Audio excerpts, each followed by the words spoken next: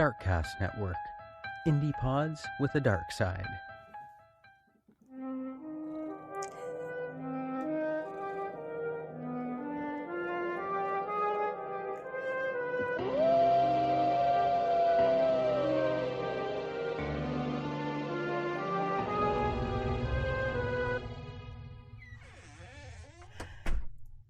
You are listening to Castles and Cryptids, where the castles are haunted and the cryptids are cryptic as fuck.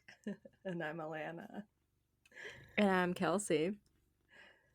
And I can hear a little bit of Gordo purring. Yeah, hold on. Let's get in there. We cropped out all the. Hold on, Gordo. Well, I heard it during the intro. He was so loud.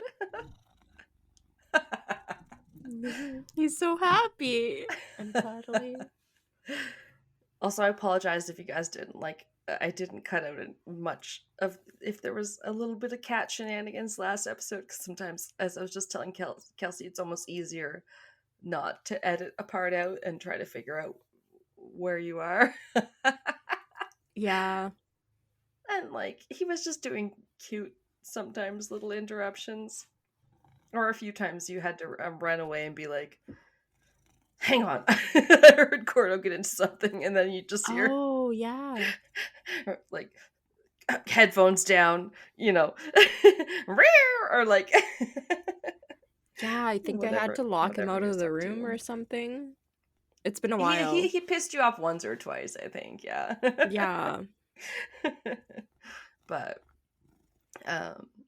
I hope it didn't derail anyone too much from the story. But yeah, it did end up being a long episode, but it was really interesting, and I enjoyed both our topics, I thought. So I hope everyone liked the one that we did honoring Black History Month. Yeah, it was good. I loved it. I was thinking back on it when I was driving home. I was like, oh, we can talk about it, and hopefully everybody enjoyed it because we had a lot of fun recording it. Oh, that's funny you say driving home, because we don't record together. Were you driving home from work? No. Yeah, in my less than a kilometer drive, I was just like, oh yeah, that was last week's topic, and we learned all the uses for peanuts. And no, that's a good topic when it sticks with you, or you think back about something that was funny, because it made an impact. It was a good one. But definitely, we like to go a little, oh, what's our wheelhouse? We don't know. Let's do a bunch of different stuff. Yeah. It's hard because a lot of times for podcasts, they really only have a couple categories. Don't you try to put us in those categories. We are all sorts of things. Yeah. We got different types of episodes and recurring segments or series. Yeah. It's we do a bunch of true crime ones, but then they also like to put us in the history charts and and politics and oh my. Yeah. I like Mr. Ballin will say, if you don't listen to Mr. Ballin, you all should. But he'll be like, oh, if you're a fan of the strange, dark, and mysterious, I'll be like, well, hell yeah, we are, Oh yeah. And so I feel like that's what we do. If it's not mysterious, paranormal, or true crime, it's some sort of dark history or unknown cryptic history, because we love things that are cryptic. And yeah, last time we got to shine some lights on some people that were lesser known. So, and yeah, all that is very cool. But yeah, I hadn't heard about any of your individuals before, so oh, that's cool. I like hearing new things on podcasts where I'm like, I am getting an education on my own. Right? And then I was excited when I was looking at pictures and stuff again for the website. I was like, oh, this is cool. That's fun. Sometimes I love seeing which ones you pick for the website or for the episode when you're editing it. And I go, Like, I think last Yeah. time I said to you, I was like, oh, dark side of social media. That looks fun. And then I was like, ooh, that's our episode. Or whatever. Yeah. That'd be a good episode topic. Oh, yeah, Yeah. that's us. We already did that. I'll listen to, oh, right. I've already listened to that. Yeah. I think it came up on Good Pod's feed, and I was like, hell yeah. All right. Well, yeah, man. Oh, um, I know we're recording this on the early weekday. I'm very excited to hear your stuff. Also, on the weekend, I smashed my phone a little bit. I just have to put that out there. I told my mom. Remember, I told you the shoes I wore when I was walking the dog were trying to trip me? I think I mentioned it on the last recording. Anyway, it was a while ago. Oh, okay. We went to walk the dog on this last Saturday, and the the shoelaces got caught on the other shoe, and I face planted and went to brace myself with my hands and whatever. It was like, okay, it's fine, but because I'd almost tripped already, and I was like, we're almost home, and then it's like, oh no, but it's started to melt a bit, and now it's concrete. And then I was also listening to a podcast and forwarding it because there was ads, which you guys should be always happy that we don't have ads yet because we're not big enough. But I was fast forwarding, and then I tripped the fuck all over the place, and then I went down, and then I tried to obviously brace my hands and stuff, and then my phone gets completely smashed on its little corners. Anyway, and I skinned my knees. I was like, God damn it. Yeah. Anyway, that's a whole thing we can come back to whenever we have more ads to really read. I'll be like, you hate ads. I smashed my whole phone trying to skip one. Oh, yeah, so I try not to use my phone at all when I'm walking. I'm so paranoid because I know I'm clumsy with phones. But yeah, I know what you mean. Yeah. One of the last iPhones I had, back when they made them a little bit sturdier. Oh, did they? I was at my work, and my work had an escalator, and I was walking down the escalator, and for some reason I dropped my phone and it went down the escalator. But I had been at the top of the escalator, and it went end over end all the way down every single step.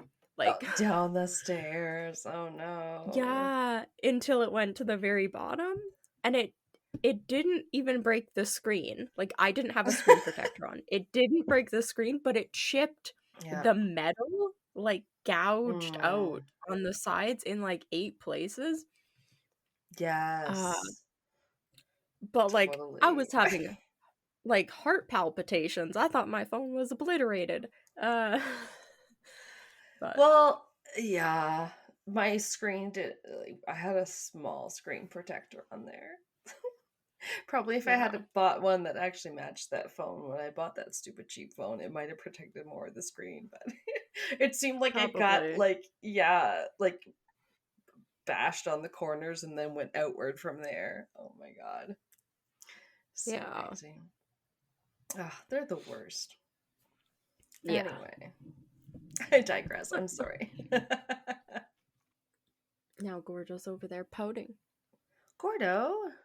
Doesn't Gordo know what we're talking about today? Did we even say? No, not yet.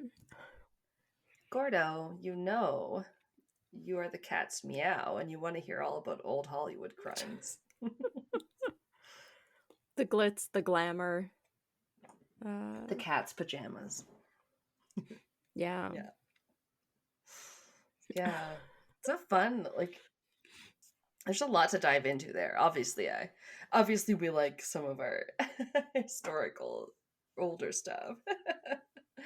If Good Pods has anything to be believed. Yeah, I had a bit of a hard time settling on which one I wanted to do, because there are some really well-known ones that I feel kind of come up all the time. I know. I think I said to you before we started that Fatty Arbuckle is one that always gets like mentioned. Also, Yeah, I saw that one. yeah, but it's mean. His name's not even Fatty. So, like, I'm glad we're gonna highlight some other cases. That's all. All that to Yeah. say. The one I'm gonna talk about is also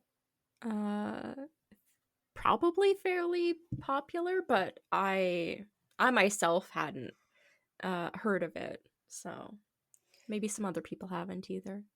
Oh yeah, I'd imagine. I wonder if I have. So it's the disappearance of Jean Spangler. Oh. Gordo, Okay. your tail Not too cannot sure. be in the A, laptop. a tale as old as time? A tale Just as trying to hit me bold with the as Gordo? yeah. Now he's just hitting me with the tail. I did see it flicking over there. So Jean was born Jean Elizabeth Spangler on September 2nd, 1923 in Oh, Seattle, wow. Washington. And Okay. her parents have the best names ever. More people need to have these names. Oh, okay. Florence and Cecil. Oh, I love it. okay. I love the name Florence, and I feel Cecil like is a great like name. names cycle back like fashion, right? Yeah. I'm not sure. I'm not sure about Florence, but I know I've mentioned to you possibly on the podcast that sometimes I'll be updating like new baby names and they're like really old sounding names like Edith and like I don't know, Oh, yeah. Marjorie. um okay, Yeah. Marjorie, right? Okay. Yeah. No, Florence and Cecil. God damn it. There was You said anyway, Marjorie. because someone was talking about a Marjorie earlier in my thing. Anyway, I'm so sorry. Okay. Something I listened to earlier. No. Florence and Cecil are her parents. Damn. And Jean was a dancer, a model, and an actress. I Ooh, think this triple was all threat. in. Yeah, I think that might have all been while she was in high school. Because kind of Oh. after that, it mentions that she graduated from high school in Los Angeles and started modeling professionally after she Okay. graduated. Yeah, they started young, And it seems. yeah, she also started to dance at the Florentine Gardens and at the Earl Carroll Theater, which I think it's, excuse you, Gordo. I think it's the Florentine Gardens. Sorry. Okay, Gordo, you just have to go. Jesus Christ. It sounded like something got dropped on the mic almost. No, I don't know what he was doing. Okay. Yeah, one of the two places, I can't remember which, it was notorious for their clientele and also to a link for another famous, very, very famous murder case, the Black Dahlia. Ever heard of it? Yes. Everybody It came has, I'm up and I sure. thought, oh my god, we never covered that. Yeah. Yeah, It's it'll get crazy. mentioned a few times in mine. Yeah, Damn. so Jean also ended up dancing. It was either Florentine Gardens or the Earl Carroll Theater. But Okay. the Black Dahlia murder of 22-year-old Elizabeth Short, she Mm. rented a room behind the nightclub. And that was also where Jean Oh. Spangler was dancing at. And it Okay. was within the same time period, like only a few years apart. Dang. So, yeah.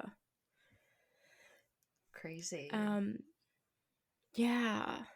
So, jumping ahead a little to 1941, Jean is 18 years old and she starts kind of attracting more attention for her acting skills and starts earning some small parts in movies. She ends up mainly going uncredited, I guess, for a lot of her work, but she did end up earning about 8 actual screen credits. Okay. But she did more. She just went uncredited a lot of times. I think something I ran across said that she was an extra in quite a bit of stuff, so. Right. Or like if you get, some sort of extra roles or non-speakings, they don't really get credited. Yeah, you're not It's like, even man number 2 or something. yeah. Maybe not even that. Yeah. Yeah. Yeah, so she's acting in her at about 18, and then at 19 years old, she marries 21-year-old Dexter Benner, who's a Dexter. plastic. Yeah. He's a plastics manufacturer. I thought you were going to say People just. plastic surgeon. That's I know, funny. that's what I thought it was gonna be, and I was like, oh, manufacturer. Just makes plastic. Huh. Cool. Yeah. Yeah, it was not a good marriage. It was very short, Mm. lasting only about 6 months before Jean filed for divorce and cited Dexter's mental cruelty. So, not good at all. Wow. Yeah. Irreconcilable differences. Like, I'll take it. They give you one of Yeah. those like boxes to check or whatever. Yeah, like, I'm not really sure. There isn't a lot of details about that because they end up Mhm. continuing an on again off again relationship for like years. Um yeah. And Okay. Okay. Yeah. Yeah. That so happens. like I have some of that in that's mind too. yeah. Jean ends up getting pregnant and gives birth Mm. to their daughter Christine in April of 1944, so about 2 years after they originally got married. Okay. Yeah. Yeah. Torrid love And affair. Oops. Pregnant. Pregnant. Can't relate. yeah. No, I'm just kidding. Um so I think they continue on again off again Yeah. before they finally eventually divorce in 1946, and they Hmm. begin like viciously fighting over custody of their Oh daughter. no. Yeah. That's always unfortunate because the kid does not need to go through that. Like, I don't Right? know. And I'm not she'd saying it's be about 2. So, okay. Yeah, they don't yeah. remember a lot, but like, I don't know. I was gonna say Mm. it's not necessarily better to be together fighting it out while you try to figure it out, but like just in general, try not to disrespect your poor partner, especially when it's the parent of your child. That's all. Yeah. Yeah, That's why I but wish there had been more information or anything talking about mhm. this like mental cruelty that she filed divorce over. Like, I don't Yeah, know. I wish there was more information about that. definitely. It sounds like But she was not very happy no. at the end, anyway. Yeah, so Brenner stated that Jean, quote, preferred parties to priorities, end Oh quote. no. Yeah. And I mean, his case or argument must have been pretty compelling because he ended up winning custody, which then Um. he decided to completely deny Jean her visitation rights, which Ooh. resulted in the judge revoking his custodial agreement and placed Really? Christine back with Jean. So like he had What? full custody and then lost it because he refused to let Jean even see Christine, their daughter, which Oh, that is was odd. Like the judge is like, yeah. you're not going to play fair, so back to Yeah, square so you one or lose. whatever. Yeah, right? Um That's crazy. yeah, so Christine's back living with Jean, and it's a little confusing, but I guess they moved into a 2-bedroom apartment in Park La Brea. Um, and this 2-bedroom Oh. apartment, I guess, was shared with her mother Florence, and then Jean's brother, and then the brother's wife. So there's like 4 Oh. adults plus Christine now that's living there in a 2-bedroom apartment. Damn. And this Yeah, is I was like, what state again? I'm sorry. The area. I I was think like, this is all happening in LA now. okay, because yeah, I was gonna say yes. Yeah, The La it didn't Brea really Tar say Pit like, sounds familiar, sort. But yeah, okay.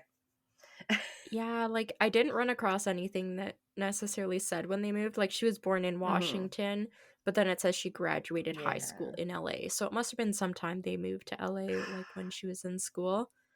Right? Can you imagine coming from a small town and then going to like Hollywood High? Yeah, I have some of that craziness in Yeah. mind too. I'm like, ah, so Star Trek. It's like the Cinderella story.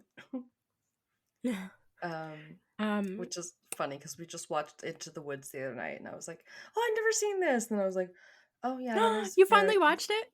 Into the I woods through yes, the trees. Da, da, da, da, da, da. Yeah. it's good, but it was long. Um, I have to did you say, enjoy, what is it? It has Chris Pine in it, right? right? He's Yes, yes. the Anna guy when Kendrick, him and that other guy are James singing on Corden. that water. Yeah, they're singing on the waterfall and they're just like one-upping each other. So the one guy like rips his shirt and then the other guy's like kicking the water. Um Oh my god!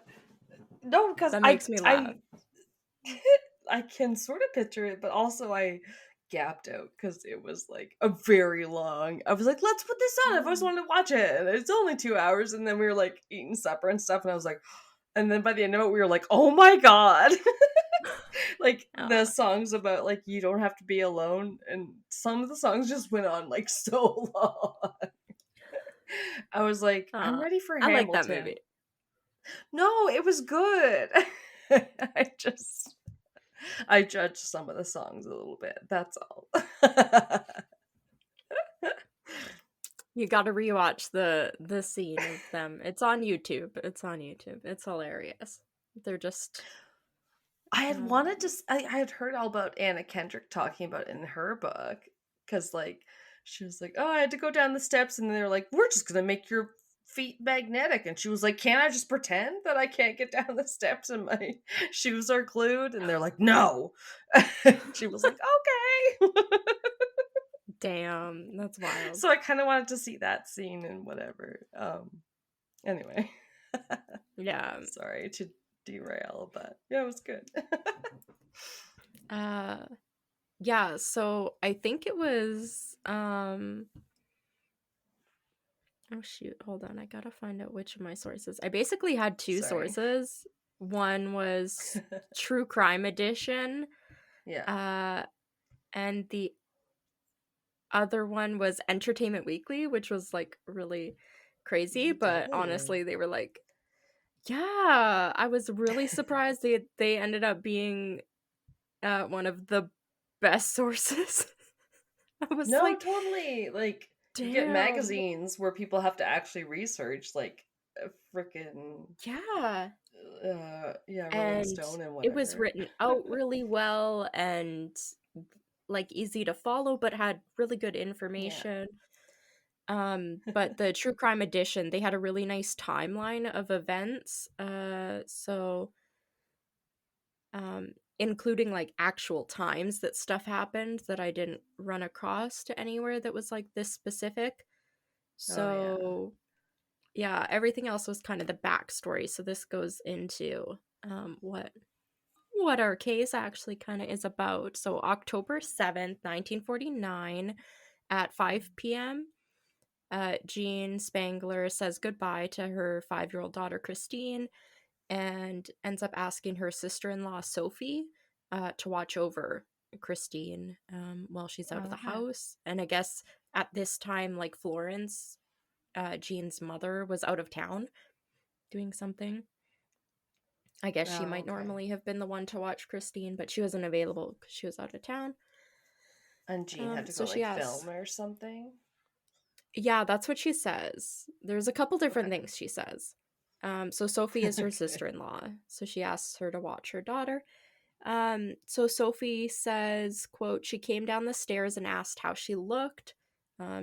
Sophie's later saying this to reporters, saying she smiled at me and then at her little girl, Christine, and asked where she was, and Christine asked where she was going, and Jean replied, going to work. But I guess she turned to Sophie and like winked when she said that she was going to work, but didn't really like follow up to Sophie. So Sophie was like, "Oh, she winked at me when she was saying she was going to work. So is she actually going to work?" Oh, Um, okay. yeah, That is because odd. most of the other things I saw also says that Jean had told Sophie that she was going to be meeting her ex-husband Dexter Brenner to Okay. discuss child support payments that she had not been receiving from him. So, Oh, yeah. And that she would be going, oh, sorry. And after that, that she would be going to a night shoot for a film that she was working on. So, kind of like, don't expect me to be home until the morning. Because right. she would be, yeah, seeing Dexter, and then she would be going to um, the film set. It's a So busy day. yeah, that's about 5 p.m. that happens. And then about 6 Okay. p.m., there's some witness that ends up seeing Jean at the farmer's market that's happening. And this Oh, farmer's market is a short walk from Jean's apartment. oh, And one of the nice. salesmen, right? Sorry. I would love that. Uh, I know, like, always catch me at the farmer's market. It sounds lovely. yeah, this city is not walkable. Um, No. it's not set up very friendly. Oh, Uh, yes, Fredericton had a very walkable downtown farmer's market because we were such a small city. yeah, and this is not even like the city is also not very public transit friendly. Like it just isn't Oh, set up in a convenient uh way. okay. I know the type, yeah. This is reminding me very much of my hometown. Yeah. Uh so a salesman there also remembers her taking her time in the store and described it as if she had been passing time, like kind of browsing while she was waiting for somebody. Like maybe she wasn't actually there to like shop, maybe she was just passing Okay. time waiting for something else. Hmm. And then about 7 p.m., Jean ends up calling the apartment and she speaks to Sophie. She tells her that the night shoot will likely run all night and that she will not be home that evening. Jean may have made this call from near the farmer's market or from the farmer's market, not from the film set. Like, so she might not have actually been calling from the film set, like maybe have had been implied. Right. It Yeah. sucks, or it's harder with no cell phones back then because we had like Right? It's all the I payphone. guess, yeah, you would think you would have a clearer idea of where someone was based on like, well, they made a call from the house at this time, but Yeah. it's still yeah, it still can be difficult to track down, a little mysterious. You're like, okay, but wait. Where were they Hmm. when they made that call? Yeah. Okay. So this Hmm. phone call, I guess, ends up being the last time that Sophie speaks to Jean. Oh, damn. Yeah. So that was all on October 7th. So getting into October 8th at 1:30 in the morning, there's this popular radio DJ who was known for conducting like tableside interviews, I guess in restaurants. Uh he ends up seeing Jean at the Cheese Box restaurant on it's called the Cheese Box. Okay, I'd never I've heard of like that never before. heard of it. I don't know. That's Okay. wild. Does it still Cheesecake exist? Factory. Yeah, but cheese box. Do they are they known for great cheese selection? The Cheese Box restaurant on Sunset and Laurel Canyon Boulevard. Is I'm already this... disappointed because I haven't heard of it. It can't be that Yeah, great. No. I would like to know. Oh, shots fired. You guys should send us some of your food if you think I should feel otherwise. Yeah. Yeah, so there's this popular radio DJ that was there interviewing somebody and noticed Jean because again, she's like a minor like actress and stuff. She's in stuff. So they Yeah, noticed her. it's a day and age when like you're beautiful and people be like, "Oh my god, have you been in the movies?" She definitely is beautiful. It's wild. Don't look up pictures Right. yet. It's Okay. spoilers. You're not allowed to look up pictures until I tell you to. No, I'm Okay. just like saying how when I was a kid, like you could like fantasize that you were gonna get like discovered someday, even if you lived Yeah. in stupid rural New Brunswick. Maybe I'll go to Yeah. Maine to audition for something Stephen King will shoot here. Like that was my closest you know famous person. Jesus. I don't know. Um So when Jean's at the restaurant, she was seen with a tall, dark man, and they were arguing, I guess, so it didn't seem like it was going good. And they noted that she was still in the restaurant by like 2:30 a.m., so had been there at least an Oh. hour. So, yeah. The restaurant's still open at 2:30 a.m.? Damn. Yeah, it must be some Like, sort of like lounge or maybe the bar area or something, but still. That's right? Yeah, even bars close at 2. yeah. So the early morning, I'm not exactly sure what time. There's a gas station attendant named Art Rogers, and he spoke to a couple in a convertible on their way. That said they were on their way to Fresno, and Oh. the woman matched Jean's description. As the couple ended up pulling away, the woman like something said she slunk down.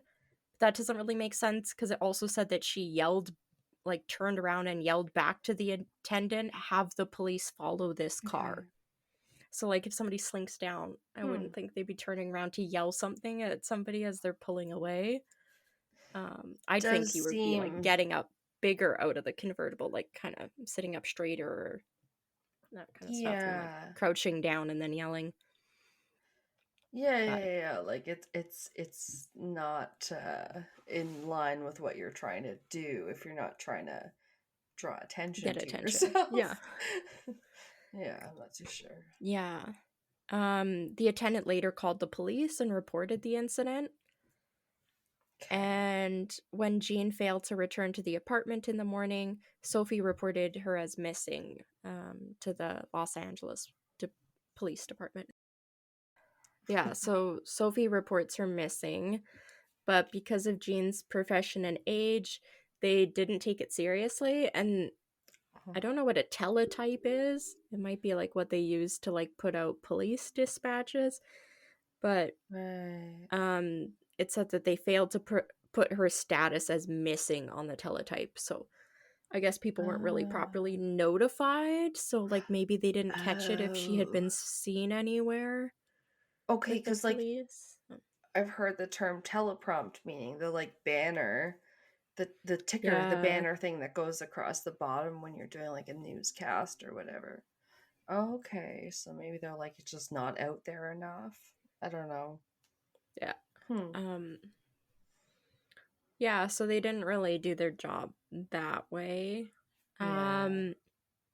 The next thing we have is that an employee at Griffith Park ends up finding Jean's purse about 2 days later near the Ooh. Ferndale entrance that was located about 9 kilometers away from Jean's apartment, like where she was living. Okay. So, Near the not entrance to the overly far away. park. Yeah, one of the entrances, I guess. It's like a big. So, Griffith Park is like really big. It said it's Yeah. 4,000 acres of land and one of the largest urban parks in North America. I feel like I've heard of it. Like to me, I'm like it's like California's like Central Park or something. I don't know, but it's like Probably, a I big think so. park. Yeah. Yeah, it said it Okay. includes an observatory, a zoo, museums, and an amphitheater, and it's located Wow. in the Los Feliz neighborhood. Oh, okay. Uh, Yeah, yeah, yeah. it also has a really dark side, I guess, because of its size and proximity to the Santa Monica Mountains. It is a common dumping ground for Oh. bodies. Okay. So, I was yeah, and they find like, her I don't know. and they find her purse at the entrance to it. Oh, lovely. Santa Monica? Damn. Yeah, Santa This is Monica Mountains. So like it's not a kind of like rugged terrain and everything, I guess. right. I mean, like, I've heard of the La Brea tar pits, you hear of all this stuff. I'm like, Santa Monica. I've heard nothing. Nothing terrible about you. Savage Garden Yeah. made you seem like a beautiful town. Yeah, the mountains I guess are different. They're Okay, so I feel like it's West Coast, right? I don't know. Santa Monica. Yeah, that's yeah. California. Okay, never mind. Inside Jean's purse was a handwritten note. This is really interesting. So, Okay. I guess they figured out it's for sure her handwriting, but it says Okay. Kirk, like the name Kirk, Kirk. Yeah. Can't wait any longer. Going to see Dr. Scott. It will work best this way while mother is away. That's all it says. And remember, her mother is out of town right now. Okay. Yeah, yeah, yeah. So it was found in her In her pocket? purse. No, in her purse. Purse. Right. Yeah. And it said it'll work out best this way? Yeah, Or saying something? Kirk can't wait any longer. Going to see Dr. Scott. It will work best Ah, this way while mother is away. right. That would Yeah. imply heavily that she was a pregnante and Very perhaps they possibly. put a stop to it. Okay. It's Interesting. noted that the purse handles were ripped at one end of the bag, like both handles, I guess, but none of the Mhm. valuables inside had been taken. And Sophie confirmed that Jean didn't have any money with her and didn't normally have a lot of money, so it was unlikely that the purse had been damaged or taken during a robbery. Sorry, this is after they found the purse, but not her? They haven't. No. Okay. Okay. Yeah, just the Oh, purse. that's very sad. Once Jean's purse was located, police obviously start taking her disappearance more seriously. Because again, they Hmm. didn't even really list her as missing. They thought, oh, she's like an Yeah. actress and all that kind of stuff. She Or probably just went out with a group of friends or went out with like somebody and went to do something. It's Hollywood. yeah, yeah, yeah. It doesn't take much for for them maybe not to take it seriously. Not that that's always the cops' fault because you can't always know Yeah. when it is serious. But yeah, someone doesn't want to go out with their group or whatever. Yeah, you're like, okay. Yeah. Hmm. Uh, I think some stuff said there was about 60 officers and volunteers that gathered in the park and started conducting searches. And Oh. investigators Wow. also began reconstructing her movements, trying to figure out what happened. And they are interviewing Sophie because she's kind of the last one that talked to Jean. And Jean had obviously, as I said, told Sophie that she would be at a night shoot. But when the investigators followed up with, I guess, the Screen Extras Guild, so that must be where she was registered as like an extra, to Not the get like SAG, paid but and the all that kind of SAG. stuff. The Yeah, Screen the Extras SAG. Guild. Yeah, the Sorry. Screen Extras Guild. Well, they just had the SAG recently, so I couldn't help myself. Yeah. Yeah, the SIEG. The SIEG. Yeah, so like investigators are like, okay, so they contact Screen Actors. Oh my god, Screen Extras Guild, and Okay. they find out Sorry. that they had no they said there was no record of Jean working that night or on actually there being any film that was being shot that night in the city, like at all.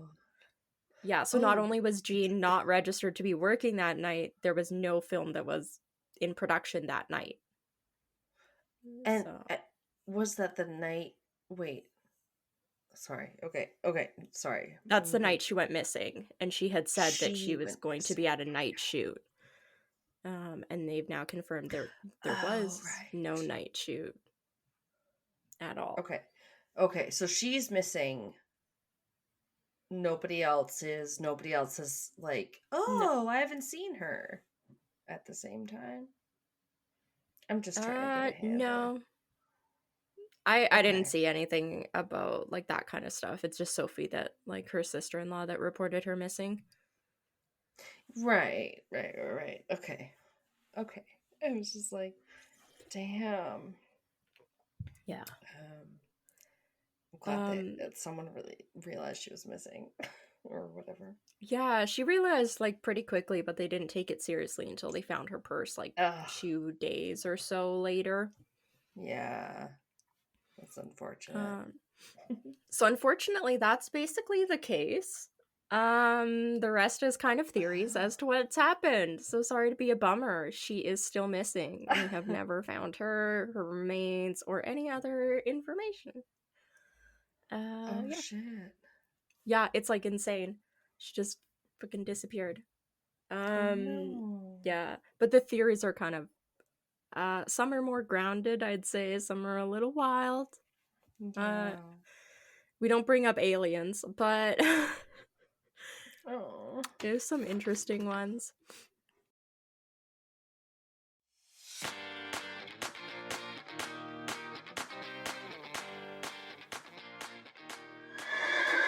Whoa there, Sparkle Farts, my trusty unicorn. I've got to tell these good people about our show. Hey there, I'm CJ, host of Beyond the Rainbow, True Crimes of the LGBTQ+. While I do have episodes on some of the more well-known cases from the LGBTQ community, such as Matthew Shepard, Brandon Tina, and the Orlando Pulse nightclub massacre, I cover world cases like the London nail bombing murders, Australia's Snowtown murders, in South Africa's corrective rape and murder of lesbians. I cover lesser-known cases like the murder of 21-year-old trans man Alex Van Dulsen in Indiana. Police called his death a suicide. Spoiler alert, it wasn't. I tell you about wrongful conviction cases, serial killers, and school shooters. My unicorn and I cover all sorts of crimes against the LGBTQ and crimes by members of the LGBTQ. You don't have to be part of the community to listen. All walks of life are welcome to become Rainbow Warriors, because you matter. And remember, it's not a crime to be gay, unless you're a murderer.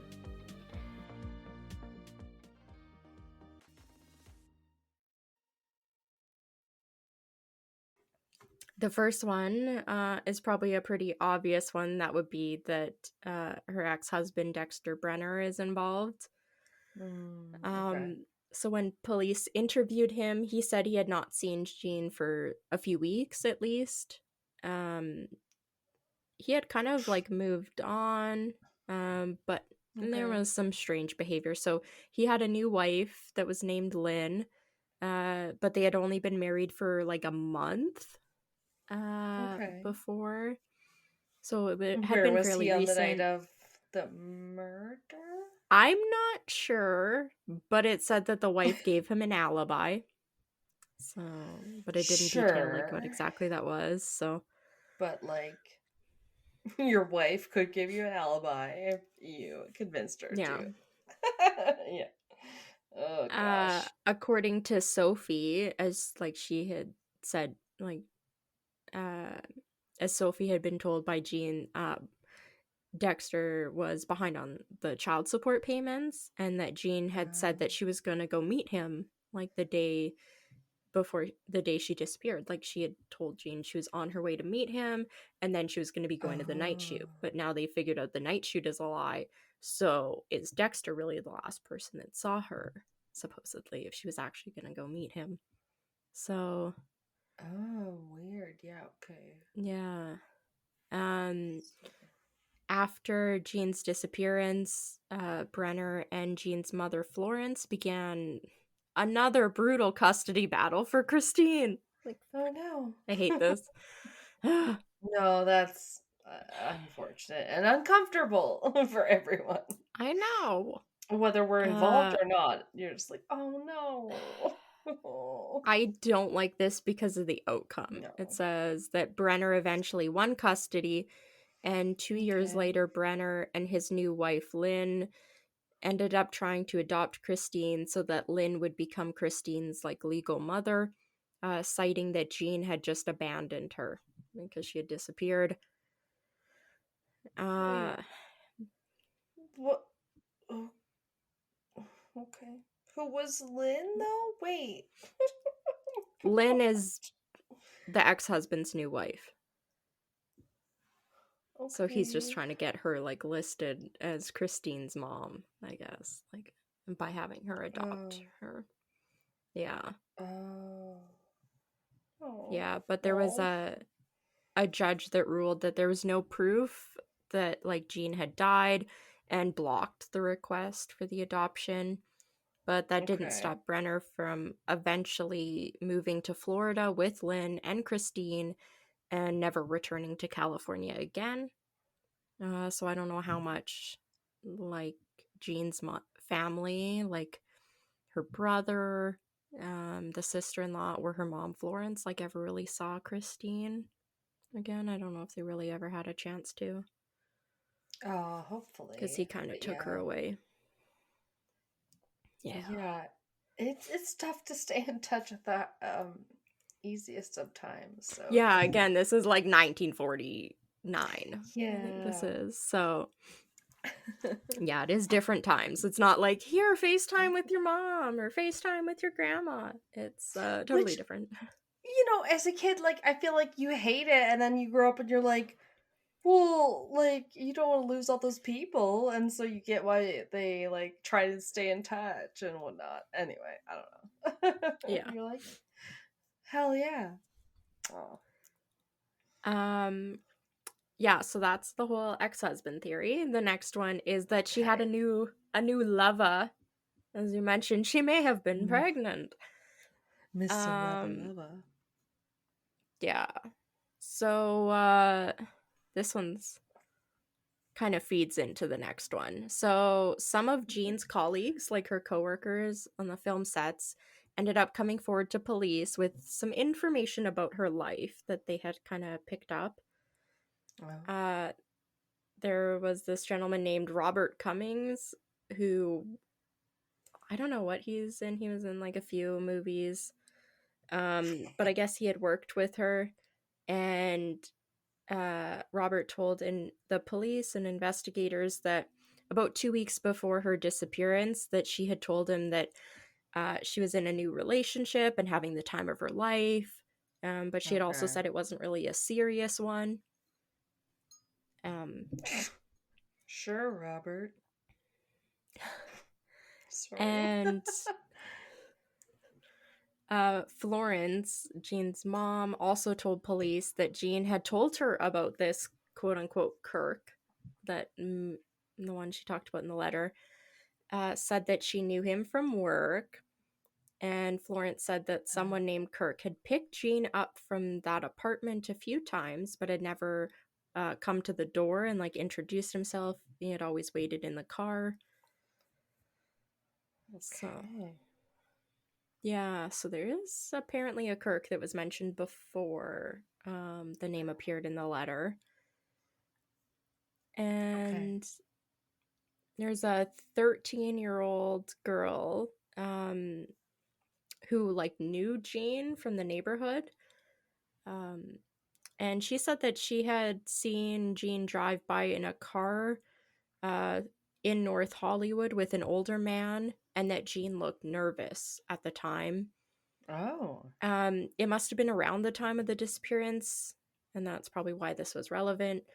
But because because the girl knew Jean personally, the police took this a little bit more seriously than just like a 13-year-old girl being like, I saw Jean. It's like, no, I know her. Like, I talk to her all the time. So it's kind of like, yeah, I saw her. She was driving. So police took it a little bit seriously, but it didn't really lead to anything. Like, it didn't bring up any more information, unfortunately. Yeah. I was going to say, I hope it would mean more in today's day and age that they would take a 13-year-old's opinion more seriously. But yeah, like, this is just back in the day. So, yeah. I do the feel next bad person, for poor Alanna. Yeah. Next person I'll talk about is quite famous. There's kind of conflicting information about how this all goes about, but supposedly hearing the news about the case, actor Kirk Douglas, father to Michael Douglas, yeah, also famous actor, phones investigators from Palm Springs where he had been vacationing and like calls them and is like, hey, people are telling me about a case and that there's somebody named Kirk and my name's Kirk. And he volunteered that Jean may have worked as an extra on one of his last films, but claimed that he barely remembered her. There was also sources that said that police had to contact him, and that's when he said he didn't really know her, and that like a coworker had to be like, no, like you guys work together, and he's like, what? So yeah, kind of two different versions. Yeah, because like he can't remember who he worked with. I'm kind of like, well, because she's an extra. She's just no, he's not old at this time. He's not old at this time. I suppose. But she's also just an extra who we literally just watched the Avengers one where they like give him the brown hair and stuff to make him look younger because they have to go back into the 70s and like whatever they have to do. You know, Iron Man has to go back. He's like, oh, Michael Douglas? Yes, they make him look like young Michael Douglas because they like give him the brown hair and they're like, by the way, funny. Your package is downstairs and the guys probably opened it. You should probably get down here right away. And that's how they get him down there and whatever. They're always watching the Avengers movies in this house. I'm always gonna have the lore. And then I move on. What? Yeah. I normally watch them once and then I'm like, meh, there's only a few that. Oh, I know. There's so many if now. I hadn't seen them a couple times, I probably wouldn't have this lore imprinted in my head. Yeah. Anyway. Yeah, but Kirk Douglas, he died in 2020. But back in October 13th of 1949, so that would be like 70 years earlier. Sorry. Yeah, I'm just trying to figure out because she disappeared on like October 7th, so it was like fairly soon, like a week. He talked to the San Bernardino Sun, where he said, quote, then I recalled that she was a tall girl in a green dress and that I talked and kidded with her a bit on the set, as I have done with many other people, but I never saw her before or after and have never been out with her, because people were trying to say like he was dating her or something. Okay. So just like standard PR response. I have done and kidded with her as I have done with many others. Right. Many people who haven't gone missing. Exactly. That's how I want to be remembered. You're like, aw. Yeah. Even if she had some close scenes still.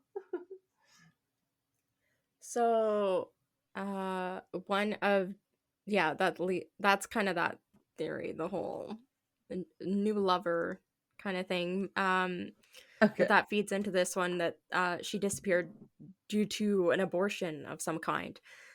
So one of Jean's friends eventually came forward and told police that Jean was about 3 months pregnant when she disappeared, and that it had been the result of some sort of affair that she had had with somebody. Some illegitimate pregnancy she had to conceal. Something.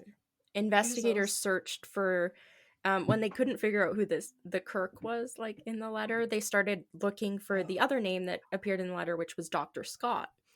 And they questioned all of the doctors in the LA area to try and figure out who this Dr. Scott is. Oh, yeah. Yeah. Who was Dr. Scott? Yeah. Great Scott! I always think of Rocky Horror Picture Show. Great Scott! Oh Dr. my God. Scott? I don't remember, but did we ever find out? Or he's just a regular guy? This is also a mystery. There was an ex-medical student known as just Doc, who came from a wealthy family and that performed illegal abortions for a fee. He was often found, or like, he was known to often offer his services to sex workers that were in LA. Okay. So they thought maybe he was Dr. Scott, but they were unable to locate this, like, ex-medical student. Probably because he came from a wealthy family, but...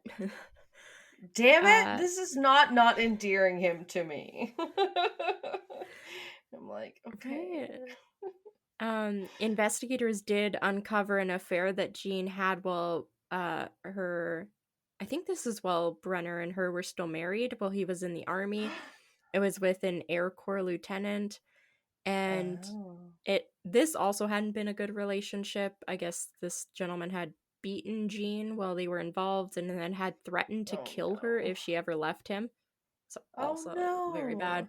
Jean. Yeah. That sucks. His name was Scotty, or like his nickname was Scotty.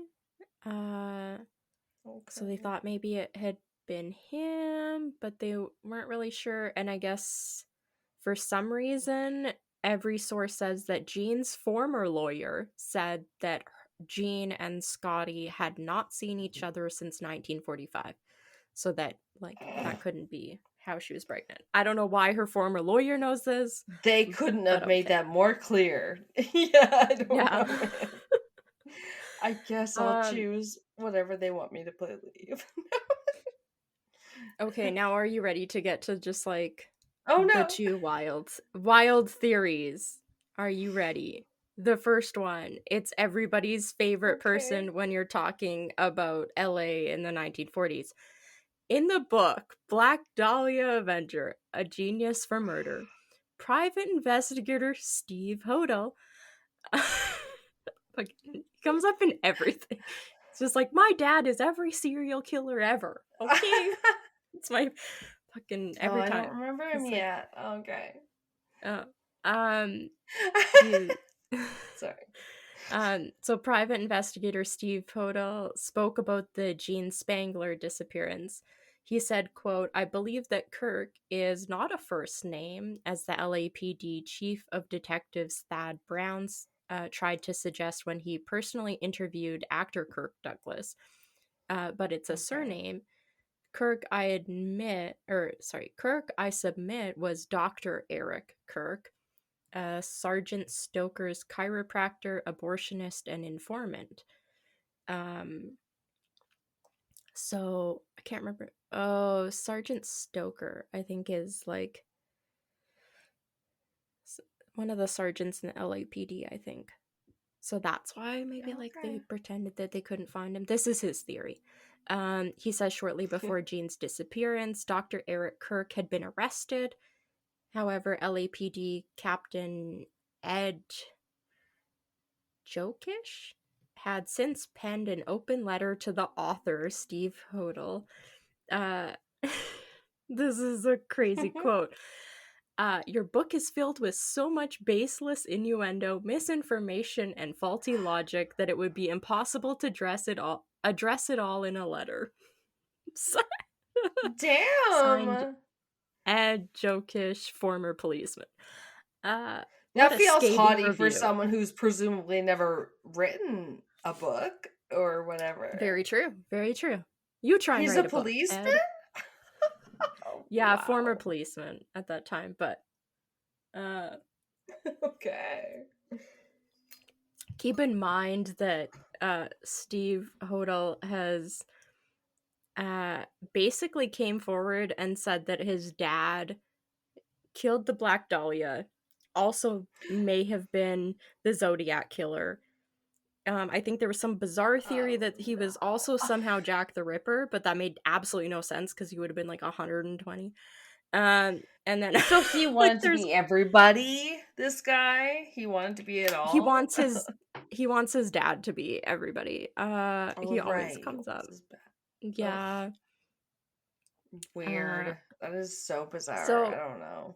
This is the only credence I lend to this theory is just as I said, the years are very similar of when this happens, and like Jean was dancing at one of the like clubs where Elizabeth Short was renting an apartment behind a few years before. Okay. So it is not outlandish. We're not talking about even different cities or anything like that. And then one of the reasons I said not to Google any pictures, because if you go onto the drive, I did put a side-by-side of Elizabeth Short, the Black Dahlia, and Jean Spangler, who disappeared 2 years after Elizabeth Short was killed. They look almost identical. They could be the same person. Like, they're really wildly similar features. Their hair is basically the same type of hair. Shit. Yeah, so there's pictures on the drive. I like had to put them side by side and then like take a screenshot. I had to make my own side by side picture because there wasn't any good ones.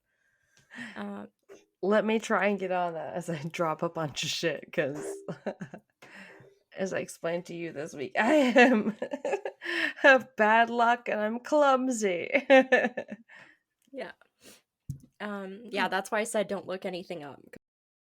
I did there's pictures of Jean, and then there's a side by side of her and Elizabeth Short, the Black Dahlia. Oh, right. Oh, yeah. Yeah, they look like crazy similar. Ew. Yeah, they have like similar facial features and hair. Like, I'd say hair is the most striking. Not to get too much in it, but the Hodel residence was only a quarter. Oh, this just said a quarter. I'm pretty sure this was a quarter mile from where Jean's purse was found.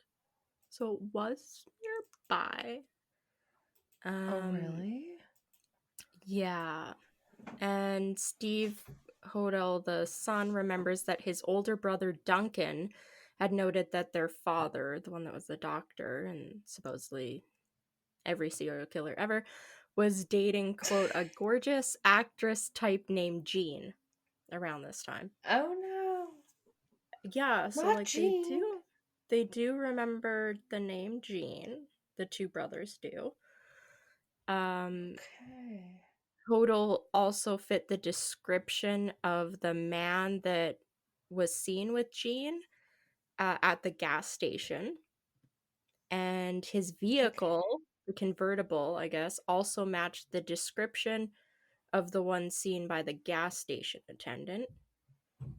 And he was also known to give abortions, may or may not be from the house.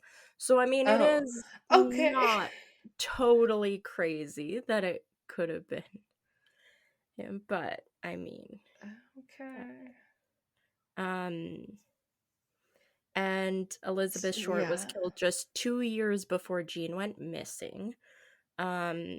Steve Hodel, the son, over like all this time has tried to get I think he's trying to get possession of the property or trying to get it thoroughly searched, but nobody has ever really been cooperating with him because different people have lived in the house. since his family lived there. That He makes said it that hard. Oh.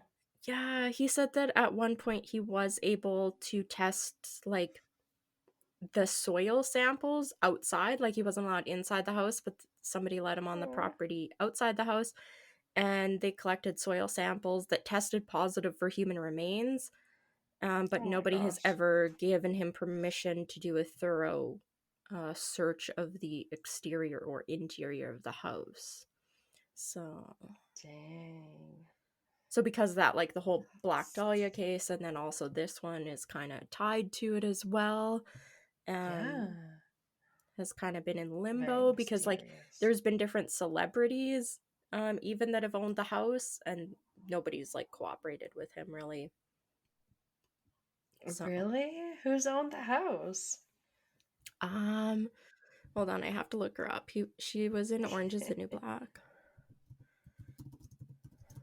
I almost had to look it up because I was like, Mom, and the Hojos. She was in that 70s show as well. What's her face? Laura something? Laura Prepon? Yeah, she owned the house for a while. She was like the one that owned it at the time that he was trying to get permission to search it, and she was like, no. What? Yeah. Oh my god, and that's it said that she has Donna. Now like yeah, it said that she has now like since sold the property or something, but yeah, nobody has ever like worked with him, so yeah. I don't want to tarnish her name, but I think I read at least one of them after that 70s show was into Scientology, and I thought it was the guy who played Hyde, and I wasn't sure if that was the one that she hooked up with, but I know that she has been branching out with her like culinary stuff, and I'm just like, good for you, and I hope that like you know, that stuff hasn't brought you down instead of bringing you up, because you know it's an ensemble cast, but then I think obviously it's not a good thing if one of your cast is like, they probably had some sexual harassment. You're like, oh great, you know, like it's like just like what, Smallville, and the one chick in it that was in that crazy sex cult or whatever, was like, I am less familiar with this when you say crazy sex cult. Like Nexium, like one of those hot celebrity ones. Oh, I've heard of that one. I can't remember her name, but yeah, she was in Smallville. I think I probably know who you mean, actually. I don't know. It's rough out anyway, there, the last theory that is also kind of wild, but not too wild. I mean, it does have some evidence, maybe. Is that this could have been a mob hit, which I feel like they just throw into every case. But I'm like, what? So police in their investigation ended up going to Palm Springs, an area that Jean frequented and had been seen recently before she disappeared. She often went to the Dunes, the Dollhouse, and the Saddle and Sirloin. Those are 3 different like clubs. Sounds like it's all in Alberta somewhere. The Saddle and Sirloin, the Dunes, the Dollhouse, the Saddle and Sirloin. We just like, oh come, what is the Calgary arena called? The Saddle Dome. Fuck it. Okay. Country and Western. All right. Police found out that she had been seen in the company of Davy Ogle and Frank Nicolai, who were members of employees of the mob boss Mickey Cohen, just before her death. Nicolai and Ogle were both under indictment and had gone missing just days before Jean. And police had it on good authority that Nicolai's body was at the bottom of the Cucamonga Vineyard Lime Pit. That just sounds great. Cucamonga. Cucamonga. You know Like, it's I bad know when it's I've a heard that. I don't know if it was made yeah, up. but a Okay. vineyard lime pit. So like that body's gone. It said neither body Right. was ever found. Ugh. Yeah. Okay. It is Oh. also interesting that supposedly 4 months after Jean's disappearance and the supposed death of Nikolai and Ogle, that a U.S. customs agent in El Paso reported that they saw Jean with Nikolai and Ogle, and another witness said that they had seen the three of them at a nearby hotel, like also near El Paso, and that these two witnesses were able to confirm their identities in a photo. And that was 4 months supposedly Oh. after she disappeared and the other two supposedly died. So Oh, so that's a pretty positive identification then. Sounds yeah, like. it is a little compelling, I'd say. I mean, yeah. Damn. I mean, like I can feel almost like any single one of these, like they're good theories. None of them feel Yeah. like outrageous to me. There is like a little bit that's Yeah. enough to make like each one of them worth mentioning for sure. Oh yeah. You're like, that could happen. Yeah, so there were, I guess, various other witnesses that ended up coming forward at different times, but many ended up being investigated and were determined to be false claims or reported sightings, that kind of stuff. Oh, okay. Yeah. Yeah. Sorry. Police continued to circulate Jean's picture, hoping that it would help lead to new information. There was a Aw. celebrity columnist named Luella Parsons. She must have been popular at the time, but she went on TV and offered a $1,000 reward, which would be over $10,000, I think, American in 2020. So like a decent reward for Yeah, no kidding when you put it information. like that. Yeah, I was like, oh, thank you for the conversion. Yeah. I always forget to do that, and then I'm like, hold on, what is that? Let me People will quickly be try like to. time money converter, and I'm like, I have never in my life found that website if that exists. Oh, Yeah. I just Google. They must. They're like You time just money Google it. converter. I'm like, what? Okay. Yeah. Let me convert from Canada to US. Ooh, no. Yeah. Times a million. Whoa, it's even bigger. Times a million, yeah.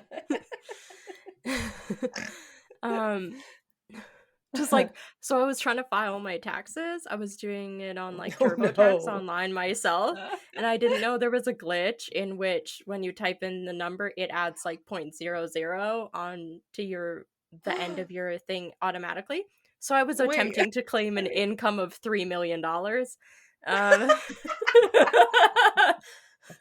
You look something right here. Yeah, I kept looking at it and I was like, the fuck? Because at first it wasn't adding any commas. So I was like, oh yeah, I'm just typing in what my T4 says. Just all good.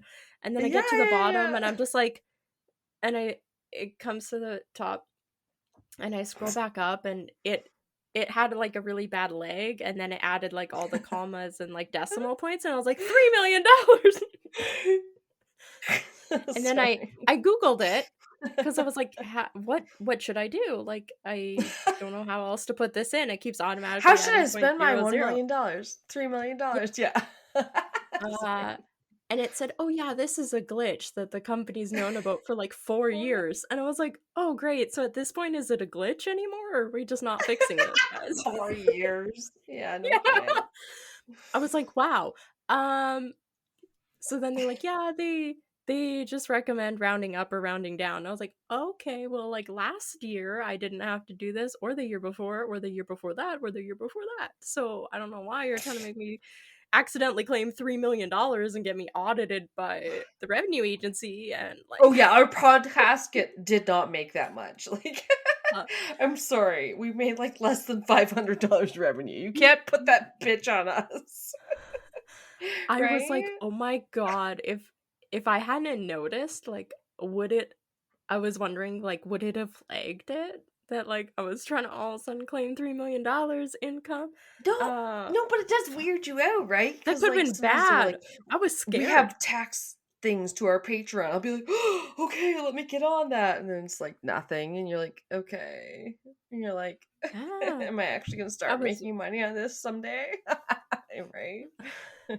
I was scared. I was like, oh, if I hadn't caught that, fucking FBI or fucking somebody kicked down my door. Like, well, you never know. You're trying to create tax fraud. Throw you in jail. Yeah. Okay, I don't have much more. Okay. Yeah, so they offer this reward, but that leads nowhere, and the LA Times continued to run stories of Jean, kind of like keep it in the media, but nothing ever came of it. This was really disappointing, I thought. In the past 70 years, I guess the case file, like the original investigation, Jean's purse, as well as the note, have all kind of vanished, like, or been purposefully discarded, as per an retired LAPD homicide detective Rick Jackson. He reports that when he was an LAPD detective, he would every once in a while like get assigned to the case to like re-review it, because it's still technically an open case. It's considered more of a cold case, and he reports that he never saw the note that Jean had written outside of the photographs we have of it. He had never come across the purse, and like the original case file and like interviews or anything like that were all gone. Like, damn. But he did have a couple things to say. Quote, nothing I ever read would indicate that she skipped town. He went on saying, people generally don't do that kind of thing unless there's a motive or a unique set of reasons. Obviously, she cared for her daughter enough to get custody back. Like, remember that? She kept fighting for custody. And stuff she against didn't drop her off the face of the earth. Yeah, sorry. Yeah. And he went on saying it just makes sense that she meant foul play, and there's no doubt that she was dead, and that's why she never resurfaced. Damn. And Jackson believes that Brenner, her ex-husband, is the strongest suspect. Okay. And I guess, I don't know if this is still true, but the search for Jean Spangler, who when she went missing was only 27 years old. She was really young. It was one of the biggest manhunts, I guess, that happened in Los Angeles history. I don't know if that's still true, but yeah, there was like a lot of people involved and like searching for her. That's too bad, because we just never remember her name now. Like, I know. I had never heard of her, and then I think it kind of gets lumped in with the Black Dahlia case, because there's like a lot of like similar cases that kind of get lumped in with that, and I can see why. Like, as I looked more into it, I can see why it kind of gets mentioned, but doesn't mean that it is related. I think a lot of the cold cases that have been solved in like the last 15 years have really shown that like it's not always as many serial killers that we think have traveled back and forth doing all these murders. Sometimes it is just one-off things. Yeah, right? So many serial killers to still uncover. Yeah, like that would really suck. Yeah. But it's crazy when they like take someone down, like Golden State Killer, who's almost freaking 90, I swear, when they finally caught him. It's just crazy. Like it really is. Like, yeah. I don't know if they'll ever, like, I don't know what happened. I don't know if Brenner is still alive or not. I don't think, no, he wouldn't be alive. He would have born, he'd be over 100. I mean, he could be, but probably not. Because he was a couple years older than her, and she was born in 1923. So. Yeah, mine are also quite old in that way. I was like, don't say she's dead from 1950, because you know my mom still listens. Our parents are in that range. No. Yeah, But you're but right. Like 1920s? Oh shit, yeah. yeah, like They're all probably dead. yeah, so I think those ones are really hard when like there's not enough people like alive that were around during that time. So Yeah. and then Can be. with like the purse and case file gone and basically them just relying on like notes and pictures of evidence instead of actual evidence that they could perform any sort of tests on, I think make it harder. Yeah. Yeah, I do agree. yeah, It's rough, but that was a really good one. I really appreciate thank it. you. Shout out to Entertainment Weekly, and then that for Right. good, really, really good information, and then True Crime Edition that had really good detailed timeline. Again, I didn't see like the Oh, actual times of stuff in order. It would kind of like lots of stuff outlined kind of what happened, but it didn't give like specifics yeah. of like this hour this happened and like this happened here so that you could Oh, kind of keep it. timeline of dates. I love a good timeline like that. I Like you know, it can't get makes it that so all the much time. easier.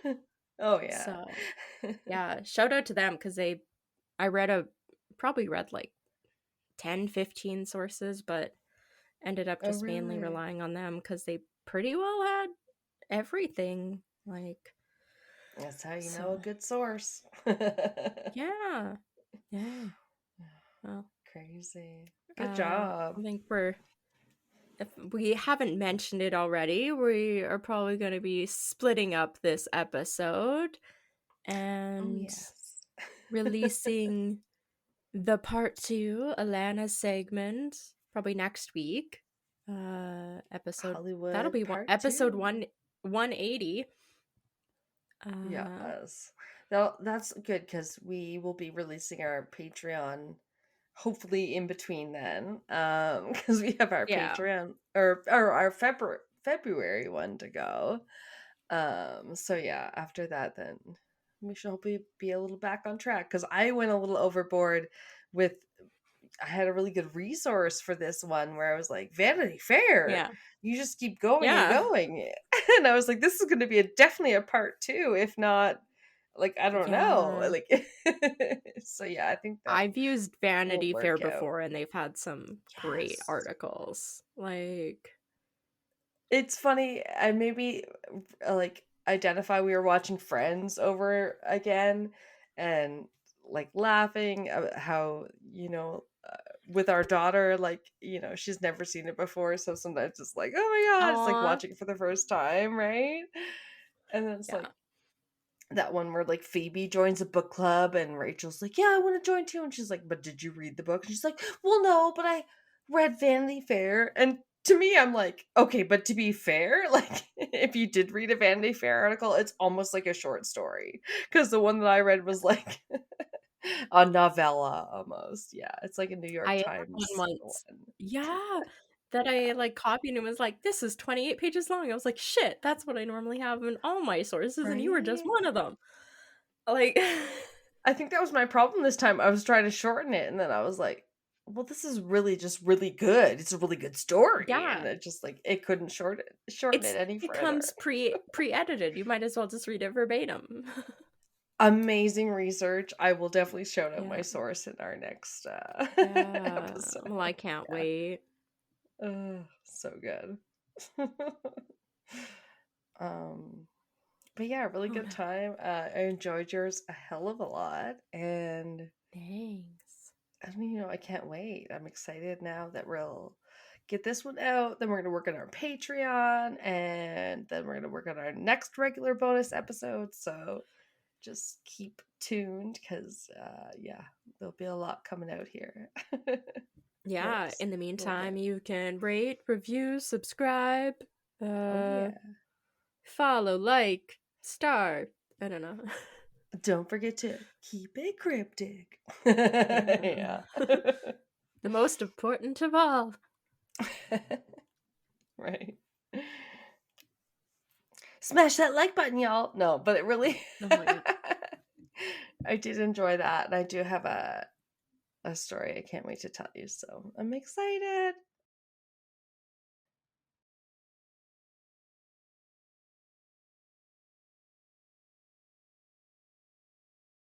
Thank you for listening to Castles and Cryptids. We love all our listeners and appreciate every subscriber, every new review, every listen, rate, and download.